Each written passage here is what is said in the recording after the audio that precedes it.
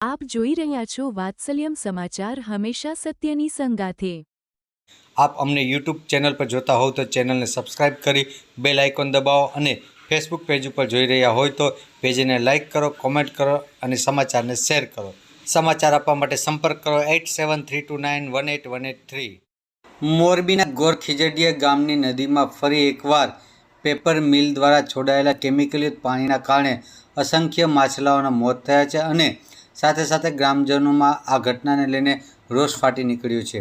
ગામના સરપંચ ગૌતમભાઈ હરજીવનભાઈ મોરડિયાએ જણાવ્યું કે છેલ્લા 3 વર્ષથી આ કેમિકલ માફિયાઓ દ્વારા આ રીતે 2-3 મહિને કેમિકલયુક્ત પાણી સીધું નદીમાં છોડવામાં આવે છે અને તેનું ગંભીર પરિણામ માછલાઓના મોત તથા ખેડૂતોના પાક નિષ્ફળ જવા મળી રહ્યો છે। અગાઉ પણ આ અંગે જીપીસીબી અને ગુજરાત પ્રદૂષણ નિયંત્રણ બોર્ડને જાણ કરવામાં આવી હતી, ત્યારે અધિકારીઓએ સ્થળ ઉપર આવી સેમ્પલ લઈ ગયા હતા, પરંતુ અત્યાર સુધી કોઈ અહેવાલ કે કાર્યવાહી કરવામાં આવી નથી। ગ્રામજનોના કહેવા મુજબ જીપીસીબીના અધિકારીઓની ઉદાસીનતા અને ભ્રષ્ટ વલણના કારણે ગામમાં આ પરિસ્થિતિ વારંવાર સર્જાય છે। હાલ ગોરખીજડીયા ગામના લોકોની માંગ છે કે તાત્કાલિક કાર્યવાહી કરી આ કેમિકલ માફિયાઓ સામે કાનૂની પગલાં લેવામાં આવે। જો આવું ન થાય તો ગામ લોકોની ચીમકી ઉચ્ચારી હતી કે આવનાર દિવસોમાં ઉગ્ર આંદોલન તેમજ રસ્તા રોકો પણ કરવામાં આવશે। રિપોર્ટર ધવલ ત્રિવેદી, વાત્સલ્યમ સમાચાર, મોરબી। મારું નામ ગૌતમ હરજીવનભાઈ મોરડિયા। હાલ હું ગોરખીજડીયા ગામમાં સરપંચ તરીકે જવાબદારી નિભાવું છું। આજે આ તમારે અહીંયા અસંખ્ય માછલીઓના મોત થયા છે, શું કહેશો? આ અસંખ્ય માછલીઓના મોત આ કેમિકલ માફિયાના પાપે થયા છે। તમે જોઈ શકો છો આ વિઝ્યુઅલમાં લો ટોપ માછલા મરી ગયા છે, બધાય નાના મોટા, અને આ કેમિકલવાળા પાણીના લીધે જ મરી ગયા છે। આમાં દુનિયાનું માછલું છે અમારા આ નદીમાં, પણ જ્યારથી આ પેપર મિલું થઈ છે ત્યારથી 2-3 મહિને એકવાર પેપર મિલવાળા એનું કેમિકલયુક્ત પાણી છોડી દે એટલે આખા માછલા મરી જાય। વિચાર કરો તમે, આટલા માછલા મરી જતા હોય તો આ પાણી કેટલું ઝેરી હશે, એક માછલું નથી બચ્યું।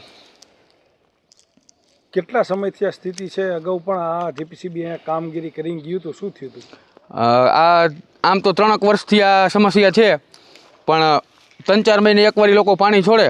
ગયા વખતે ઘઉંની સિઝન ઉપર પાણી છોડ્યું હતું ત્યારે ઘણા બધા ખેડૂતોના પાક નિષ્ફળ ગયા હતા। અમે જીપીસીબીમાં લેખિત રજૂઆત કરી હતી અને એ લોકો આવ્યા, સેમ્પલ લઈ ગયા, પણ એનો કાંઈ જવાબ નથી દીધો હજી। અને લગભગ મેં 100-150 ફોન કર્યા જીપીસીબીના અધિકારીઓને, જીપીસીબીમાં રૂબરૂ પહેલાં ધક્કા ખાધા, પણ કોઈ પણ જાતનો કોઈ જવાબ નથી આપ્યો કે આનો આ રિઝલ્ટ આવ્યું કે આ લઈ ગયા હતા તમારા પાણીના સેમ્પલ તો એમાં આ વસ્તુ આવી, કાંઈ નહીં, કોઈ પણ જાતનો કાંઈ જવાબ નથી આપ્યો। હવે કામગીરી નહીં થઈ તો શું કરશું? હવે કામગીરી નહીં તો લેખિત રજૂઆત કરશું, અને લેખિત રજૂઆતથી ને કાંઈ જો ન થાય તો ગામ લોકોને સાથે રાખીને જે કાર્યવાહી કરવાની થાય છે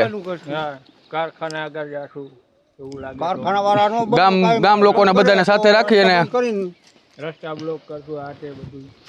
બંધ કરવા પડે તો રસ્તા બંધ કરવા જોશે। બાકી આ પેપર મિલ હવે સદંતર બંધ થાય, અમારી માગણી જ હવે એ છે, કેમ કે હવે અમે જીપીસીબીને રજૂઆત કરીને થાય કે છતાં આ બંધ થતું તો હવે આ પેપર મિલ જ આનો બંધ કરો, એ જ આનો રસ્તો છે, બીજો કોઈ રસ્તો નથી। પછી ગામ રસ્તા બંધ કરશું, આંદોલન કરી, પાક કઈ થતા નથી આના હિસાબે।